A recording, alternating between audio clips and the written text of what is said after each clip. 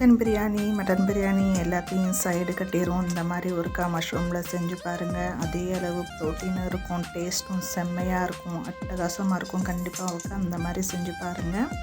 அதுக்கு ஒன்றுமே இல்லை, ரொம்ப சிம்பிளாக செஞ்சிடலாம். நம்ம ஹோல் ஸ்பைசஸ், பட்டை, கிராம்பு எல்லாத்தையும் போட்டதுக்கப்புறம் வெங்காயம், பச்சை மிளகாய், இஞ்சி பூண்டு பேஸ்ட்டை நல்லா வதக்கிக்கோங்க. அதுலேயே நல்லா பழுத்த தக்காளியாக நான் பொடிசா நறுக்கி சேர்த்துக்கிறேன். அதையும் நல்லா சேர்த்து நல்லா வதக்கிக்கோங்க. உப்பு போட்டிங்கன்னா சீக்கிரம் வதங்கிடும்.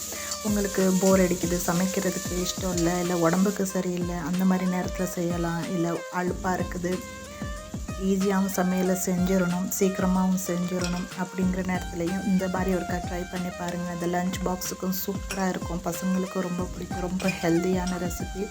நல்லா தக்காளி வதங்கினதுக்கப்புறம் அதில் எல்லா மசாலாவும் நம்ம சேர்த்துக்கலாம்.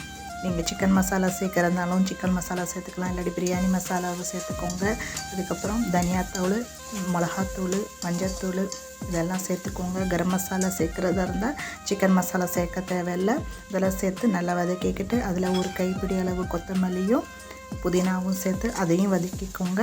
இது நல்லா வதங்கினதுக்கப்புறம் நம்ம மஷ்ரூமை கட் பண்ணி வச்சுருந்தது அதையும் சேர்த்துக்கலாம். ரொம்ப ஈஸிங்க, ரொம்ப சிம்பிளாக செஞ்சிடலாம். அது நேரத்தில் அட்டகாசமான டேஸ்ட்டாகவும் இருக்கும், சேம் பிரியாணி டேஸ்ட்டில் இருக்கும், ரொம்ப நல்லாயிருக்கும். கண்டிப்பாக ஒருக்கா செஞ்சு பாருங்கள். இதில் நான்வெஜ் செய்கிறவங்க, நான்வெஜ் சாப்பிட்றவங்க கண்டிப்பாக சாப்பிட்டாங்கன்னா சொல்லுவாங்க இது நான்வெஜ் பிரியாணி மாதிரியே இருக்குது அப்படின்னு சொல்லிட்டு. அந்த அளவுக்கு சூப்பராக இருக்கும். இப்போ நம்ம மஷ்ரூம் போட்டு வதக்குனதுக்கப்புறம் அரிசி, நீங்கள் பிரியாணி அரிசி சேர்த்தாலும் சரி, பாஸ்மதி அரிசி சேர்த்தாலும் சரி, இல்லை ஜீரக சம்பா ரைஸாக இருந்தாலும் சரி, அதையும் சேர்த்துக்கோங்க. அலசிட்டு அரிசியையும் தண்ணியும் திட்டமாக விட்டு மூடி போட்டு வேக வச்சிட்டிங்கன்னா சூப்பரான நம்மளோட லஞ்சு ரெடி ஆயிரும். இது நீங்கள் வேலைக்கு போகிறவங்களுக்கு ரொம்ப ஈஸியாக செஞ்சு கொடுத்துடலாம் லஞ்ச் பாக்ஸில். இல்லை நீங்கள் வேலைக்கு போகிற பெண்களுக்கும் இது ரொம்ப சூப்பராக இருக்கும். பாருங்கள் எவ்வளோ அழகாக உதிரி உதிரியாக சூப்பராக டேஸ்ட்டாக நம்மகிட்ட மஷ்ரூம் ரைஸ் ரெடி ஆயிடுச்சு.